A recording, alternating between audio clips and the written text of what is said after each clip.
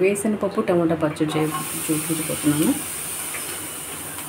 పచ్చిమిర్చి, వేరుశనగపప్పు రెండు వేయించేసుకున్నాము.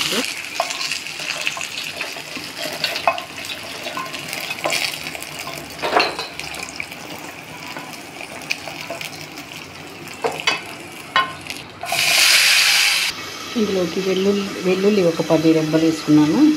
చింతపండు, జీలకర్ర కొంచెం వేసుకొని దీన్ని ఒకసారి మిక్సీ పట్టుకున్నాను. టమాటాలు కూడా వేగిన తర్వాత ఇందులో వేసుకొని మిక్సీ పట్టేసుకొని కట్ చేసి పెట్టుకున్నాను. ఉల్లిపాయ కూడా వేసుకొని అంత పచ్చడి మిక్స్ అయిన తర్వాత వేసుకున్నాము. ఇందులోకి వేసేసుకొని మిక్సీ పట్టేసుకున్నాము. అంతా పెట్టుకొని దీంట్లో ఆయిల్ వేసుకొని పోపు దినుసులు, ఆవాలు, జీలకర్ర, పచ్చిశనగపప్పు, కరివేపాకు వేసుకుంటున్నాము. ఇందులో వేసేసుకున్నాం. ముందుగా మిక్సీ వేసుకున్నాం. పచ్చడిలోకి వేసుకుంటుంది. లైక్ చేయండి, షేర్ చేయండి, సబ్స్క్రైబ్ చేయడం మర్చిపోవద్దు. Okay, bye.